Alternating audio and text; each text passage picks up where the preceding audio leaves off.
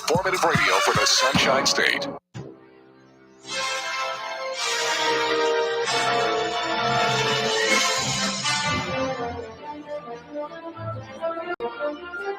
It's time for a Hollywood Connections Beauty Queen special. Now, here's Deidre. Good afternoon. This is Deidre Veronica, Miss Florida Reporter Lifetime. I have a special guest on for tonight's show. He is an actor and a U.S. Army veteran, and his name is Jim Burns. How are you tonight? I'm doing great. How are you? I'm doing great. I see on your Facebook you go by Jim Burns, but your IMDb page is J. Patrick Burns. So which one would you like to be called, Jim or Patrick? You're welcome to call me Jim. That's awesome. So you've done some pretty great work, and you're a veteran. So you would just like to share with our audience about your story and how you ended up where you are today. Well, where would you like me to begin? Well, let's talk about the U.S. Army. How did you know you wanted to be a part of the Army? Well, my dad was a Marine, and he went in the service in 1958, and that was right before the Vietnam era, as you know. And he was very patriotic. He loved our country and all that it stood for, and really believed strongly in serving the country, at least one or two tours, before you go off into your adult life, unless you wanted to make it a career. And I wanted to go in the military after college, and he wouldn't let me. He wanted me to go to graduate school first, because he always wanted to go to graduate school but never could. He had served 6 years. Yeah. And he died when I was 25. And I went to graduate school, became an occupational therapist, graduated in 1998, and I was liking the career but not loving it at the time. And I ended up talking to a recruiter. And keep in mind, this is pre 9/11, so the world was a little different. There was no real active go to war or global war on terror yet. And I could not enlist as an occupational therapist. So I put it off. And then I decided I was 28 years old, and the cutoff age was 29. And it was like either now or never. And I'll never forget it. On my lunch hour one day, I just drove into the recruiter's office and offered to enlist. And the rest is history. And within a few months, I was boarding the plane on 29 May of 2001, and I went to Fort Benning, Georgia, and they made me a combat engineer. And I have to tell you, I loved it. I absolutely, and I never regretted it. Never regretted it. That's awesome. You're kind of following in his father's footsteps and yeah. And my older brother was in the Army too. I forgot to mention him. And he did like 2 years in the Army and then became a deputy sheriff. And so it's just a family of public servants. That's so cool. We definitely appreciate your service. When I see a police officer, Army veteran, I'm so thankful for them doing what they're doing. So we definitely appreciate it. Thank you for asking. Thank you for asking. Yeah. So what would you say was like the biggest life lesson you've learned from serving? The biggest life lesson I learned from serving is you have to be a good listener. You have to listen to people. You have to know when to stop talking and make eye contact with people when they're talking to you, because there's so much nonverbal communication. Nonverbal communication is much more powerful than verbal. You can sell a car with what you say, but not with your eyes. Oh, wow.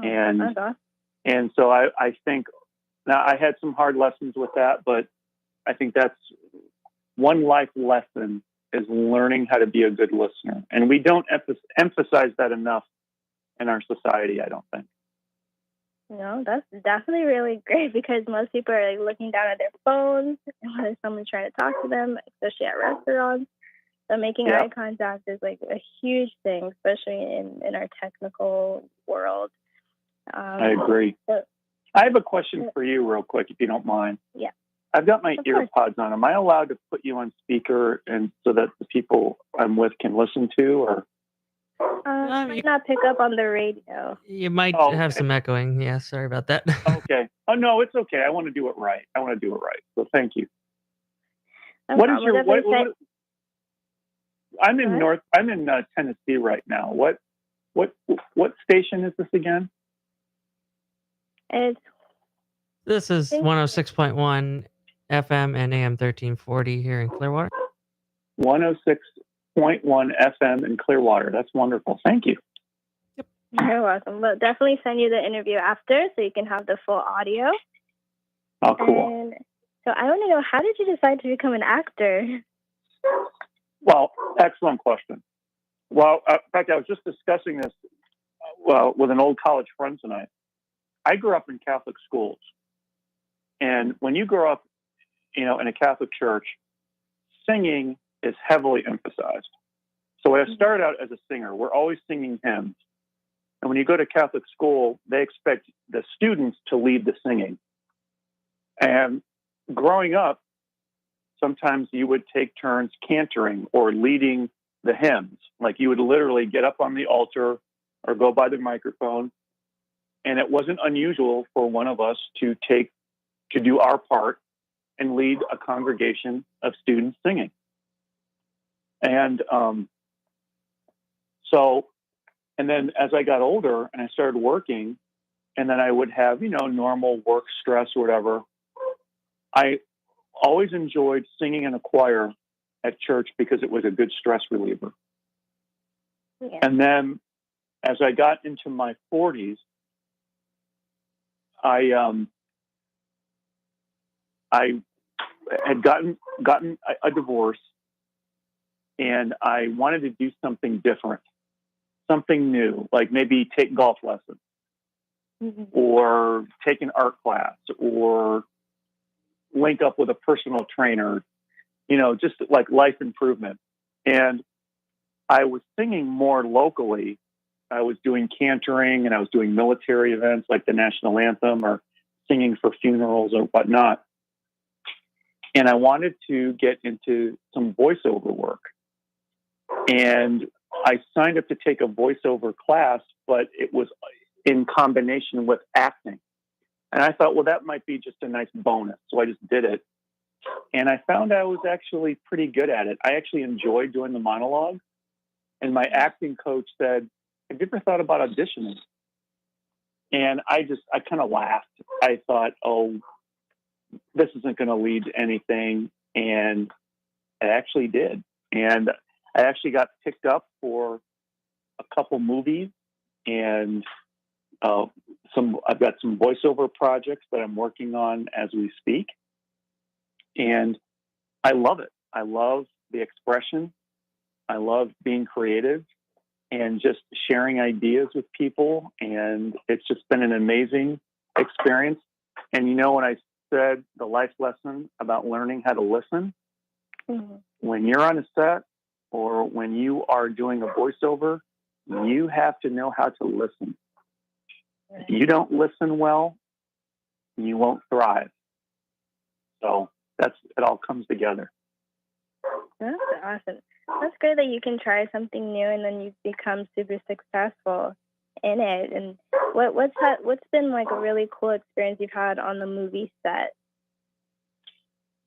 I would say that the really interesting part about being on a movie set is you get coached as you perform. The best thing you can do as an actor is know your lines. Make sure that you study ahead of time. Know what the story is about. If you're reenacting a play or a movie, make sure you read the script. Know the story. Know the plot. But then whatever your lines are, the best thing you can do as a team player is not struggle with your lines. Because as you start to perform, you have a director. And sometimes they might even have an acting coach there, the cinematographer. they're all giving you direction and helping you improve and make it better. So you want to be as best prepared as you can be so that you can take the direction and take the cueing. And I have to tell you, it's so much fun. I love it. Mm-hmm.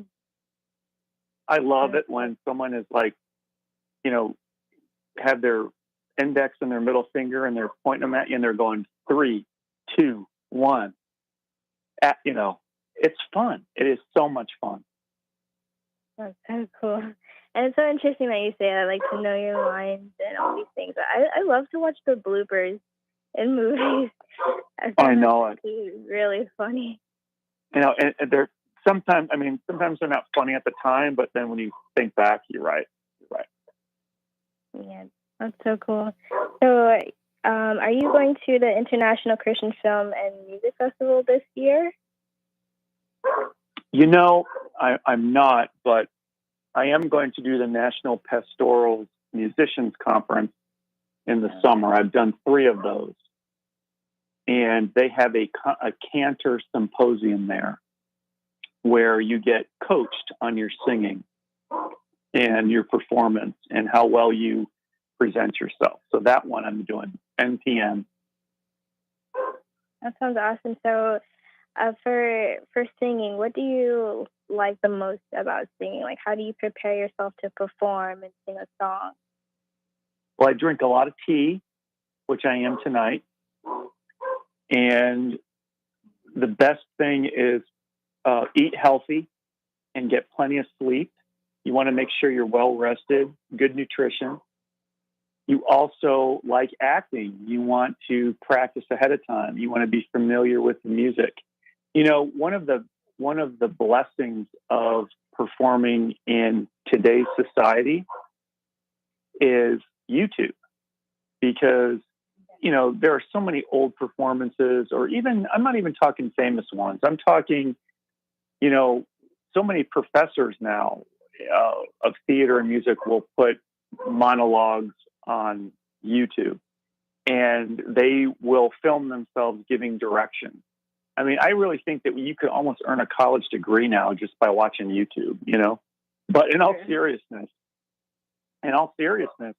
you can learn a lot by doing your own research that way. Depending on what type of, like, whether you're, like, if you're going to sing for, let's say, a play, obviously you want to read what the play is all about. If it's for liturgical music, you want to make sure that you go to your choir practices and work closely with your director so that you understand the meaning of the song. What is the meaning of this hymn? And how does it align with the sermon? Because most of the time, when you're singing in a Christian and church choir, the music is supposed to reflect the message. And in order to be a good leader, you want to know what that message is about so that you feel it and that you express it. That's awesome. Yeah, singing, I feel like it's so interesting. I love watching things like American Idol or those singing shows and how they're so passionate about the song and what it means to them. So it definitely connects to the audience, and it's all about performing and the creative arts. And it is fun, and you're also impacting people with your movies, like the joy that it brings to people. So I want to know, did you have a favorite actor growing up, or a favorite movie, or is there an actor that you would like to work with? That's a great question. You know, as far as an icon is concerned, I would love to work and learn from Sylvester Stallone.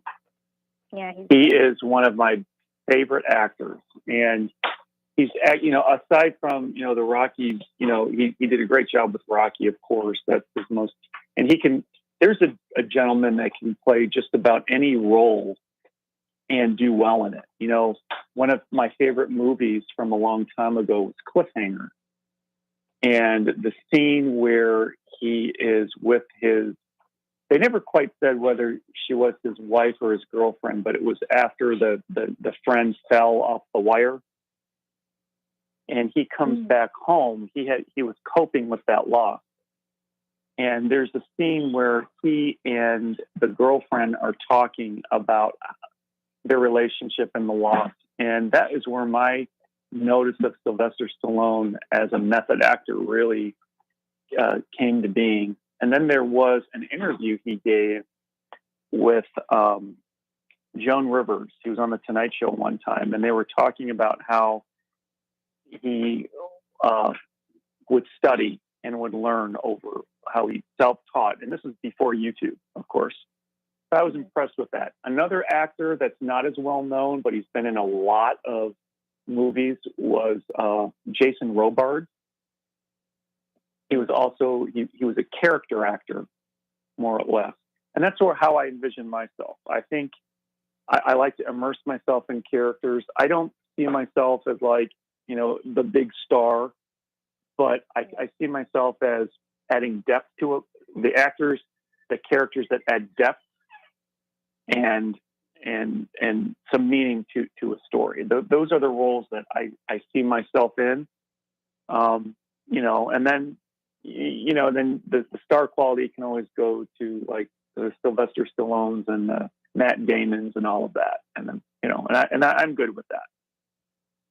Yeah, I always pay attention to the supporting actors in films. Whenever I leave a film, I always remember like the character who had the one cool line or like the one scene. So that's really important to play the supporting actors. The stars can be famous, but like I always remember that one scene with that one actor with just a few scenes. So yeah, that's so true. And there was one couple on TV growing up that always reminded me of my mom and dad, and they still do to this day. Did you ever hear of a TV show called Knots Landing? I believe so. Yeah. It was the original Desperate Housewives, but it wasn't really about the wives, it was about the families. And the original solid couple was Michelle Lee and Don Murray. And Michelle Lee reminded me of my mom. She was a brunette. She was tall and thin, and she could be real loud at home and run her household. And Don Murray was the dad, the caring dad, the doting dad. But he could come down on the sons for, he wanted chores done. If you want a little money to take your girlfriend out to the movie, that was my mom and dad. So those character actors who become famous over time are also two of my favorites that I watched in the 1980s.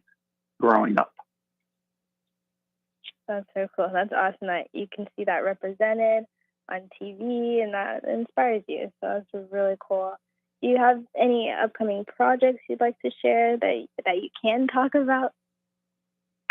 Well, I've got several voiceover projects going on right now that they're on my IMDb. Jason DiStefano is the director and the writer that I work for. I do a lot of projects for. And I'm also working on a project now that I can't talk about, but it's similar to like reenacting real life crime. But we haven't actually performed it yet, so I can't discuss the name of it, but it will be on my IMDb shortly. So stay tuned. I love real life stories. Because we can all learn from that. It tells us a lot about the depth of society. For sure. I always leave a movie and when it's really, really good, and then I remember, oh, that's a true life story. So like those movies are really impactful because it actually happened. Yeah, because you get into the story, and if you don't have a lot happening in your life, you can say, well, I'm glad that's not me. You know what I'm saying? But what would I do if I were in that situation, right? It kind of gives you some clues. Yeah. And just lastly, do you have any advice for wannabe actors or singers, whoever wants to get into the entertainment industry? Yes, there's two things I would say for singing and acting. If you want to do it, you just do it. If you want to do something, make it happen. And then if you lack confidence, but down deep you think you got something to offer, take a class. You would be surprised how much confidence you can gain from a fellow group of student actors, because when you've studied your lines and you get up and you do a monologue, and even with the constructive criticism, your fellow actors are cheering you on. It's like being on a team. They want you to do well. They want you to win your race. It's like you just want to get up there and express yourself, immerse yourself in the character, and you want to share it, but you also want to share in theirs as well. So take a class, whether it's through a college or there's plenty of acting and studios out there with private and group lessons, and you'd be surprised. Those classes will help inspire confidence. That's so awesome. If you want to do it for sure. There's no need to be afraid. I feel like when we get out of our comfort zone, we find ourselves in ways that we never knew were a part of ourselves. Definitely when I've been to acting classes and done anything in performing arts, you find parts of yourself you didn't know existed. So that is definitely true. I agree with you completely. And so do you have social media that we can follow you? There's IMDb. I do have an Instagram at J. Patrick Burns Official, if you want to follow me on Instagram.